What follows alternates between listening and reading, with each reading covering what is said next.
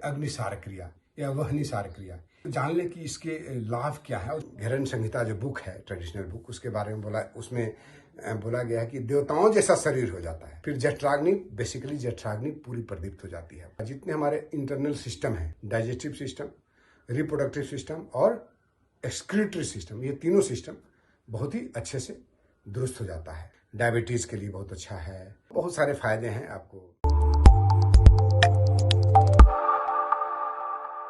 मित्रों, आप लोग षटकर्म या षट क्रियाएं के बारे में जरूर जाना होगा। जिन्होंने योग के बारे में थोड़ी जानकारी रखी है, उसमें षट क्रियाएं या षटकर्म के बारे में आपको जानकारी होगी।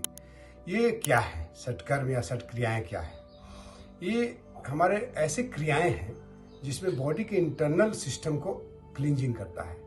जैसे आपको पूरे इंटेस्टाइन को क्लींजिंग करता है, आपके जितने डाइजेस्टिव सिस्टम है या एक्सक्रीटरी सिस्टम है, ये इस सब को इसमें सफाई करता है। तो इसमें ये 6 तरह की, जैसा कि नाम से पता चल रहा है आपको, षट क्रियाएं ये 6 तरह की होती हैं। षट में यानी 6। कौन कौन सा है? तो इसमें धौती, बस्ती, नेति, त्राटक, नौली और कपालभाति। तो इस तरह से 6 क्रियाएं हैं इसमें। धौती में एक क्रिया है जिसका नाम है अग्निसार क्रिया या वहनिसार क्रिया। इस क्रिया के बारे में आज हम आपके सामने चर्चा लेकर के आया।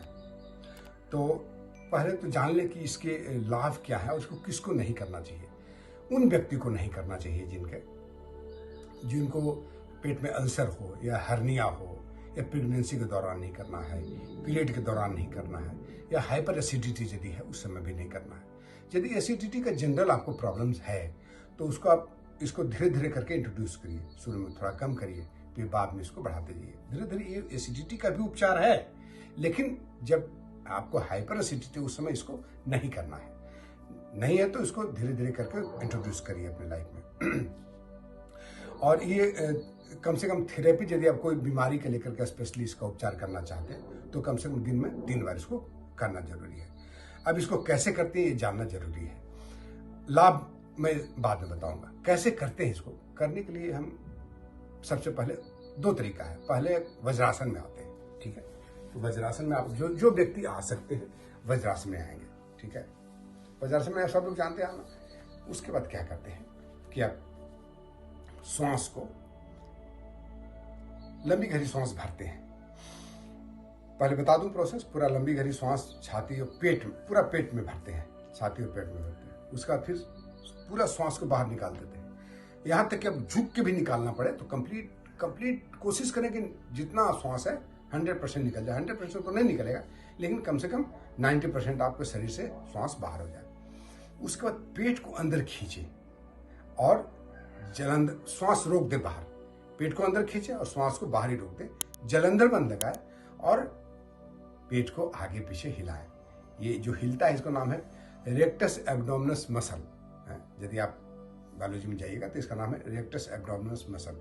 यही आगे पीछे होता है, लेकिन इसके आगे पीछे होने से हमारे इंटरनल ऑर्गन्स जितने हैं सब बहुत स्टिमुलेट होते हैं और उसके बहुत फायदे हैं जो मैं बाद में बताऊंगा। तो चलिए हम करके दिखाते हैं आपको। एक तरीका तो ये है कि वज्रासन में बैठ करके हम करते हैं। दूसरा, जब हम खड़े होकर झुक के करेंगे। जो व्यक्ति वज्रासन में नहीं बैठ पाते हैं उनके लिए खड़े होकर के और झुक करके करना है। तो मैं बारी बारी से दोनों तरीका आपको दिखा देता हूँ।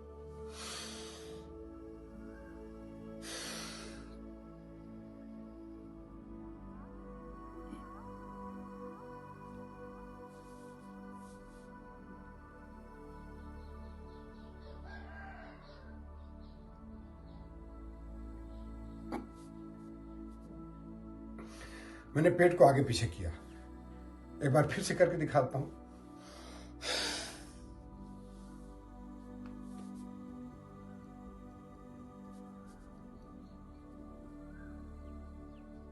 यानी पूरा पेट आगे पीछे, एटलीस्ट एक राउंड में 10 से 20 बार आप करें। 10 to 20 काउंट्स करें इसमें, हैं।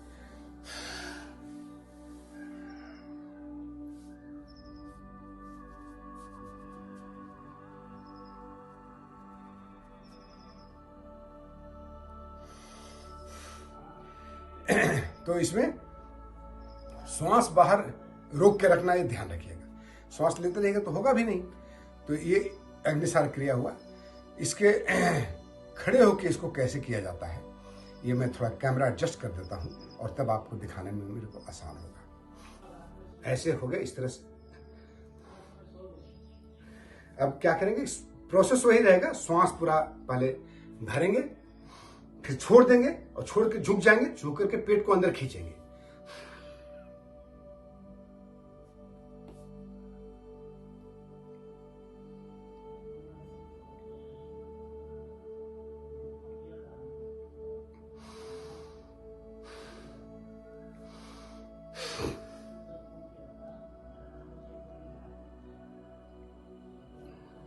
क्रिया वही है, पेट को आगे पीछे हिलाते हैं। अब देख सकते हैं कि आपको पेट ठीक से हिल रहा है कि नहीं हिल रहा है। जैसे आप दूसरे आसन में भी यदि बैठ के कोई करना चाहे, सपोज करिए कोई आदमी को दिक्कत हो रहा है, उन्हें वज्रासन में बैठ सकते हैं, झुक के बैठ सकते हैं, तो आप चाहें तो पद्मासन में भी कर सकते हैं। पद्मासन में करने में थोड़ी सी आपको दिक्कत आएगा, लेकिन आप कर सकते हैं इस तरह से।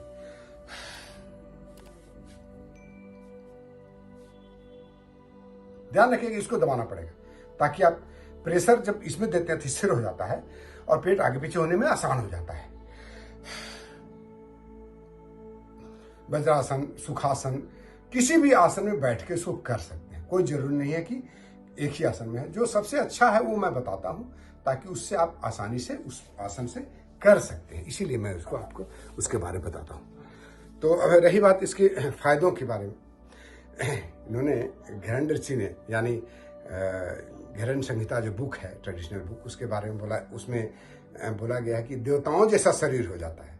देवताओं का ऐसा शरीर कहने का मतलब कि आपका सिस्टम इतना क्लींज रहेगा कि आप मन प्रसन्न रहेगा, जैसे देवता हर समय खुश रहते हैं, प्रसन्न रहते हैं, उस तरह से हो जाइएगा। फिर जठराग्नि, बेसिकली जठराग्नि पूरी प्रदीप्त हो जाती है आपका, ये सिस्टम पूरा जठराग्नि प्रदीप्त हो जाता है।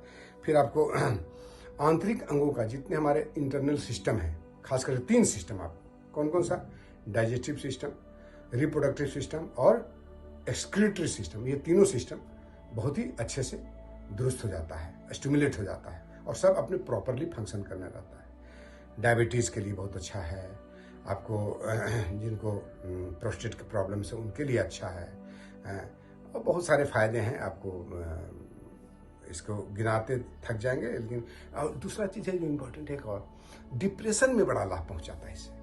तो जो भी डिप्रेशन के पेशेंट्स हैं उनके लिए भी ये कहा गया है कि इसको जरूर करना चाहिए। वो मैं सावधानी बता ही दिया था। तो इस तरह से ये वीडियो मैं आपके लिए स्पेशल बनाया, खास करके अग्निसार क्रिया के बारे में। अब अगला वीडियो में मैं और अलग अलग तरह का अब षटकर्मों के बारे में बताऊंगा। जैसे एक ये हो गया, उसका फिर मैं धोती, फिर आपको त्राटक, इस तरह से और जितना हमारी 6 क्रिया हैं उसके बारे में बताएंगे। तो चलिए दोस्तों, धन्यवाद। यदि ये वीडियो आपको अच्छा लगा होगा तो इसको लाइक करेंगे, शेयर करेंगे और कमेंट जरूर करेंगे, क्योंकि आपके कमेंट का मुझे बहुत इंतजार रहता है। कुछ भी जानकारी इसमें चाहिए विशेष रूप से तो पूछ सकते हैं, मैं बताऊंगा, क्लियर करूंगा, बेसिकली जानना चाहिए। तो धन्यवाद, जय हिंद।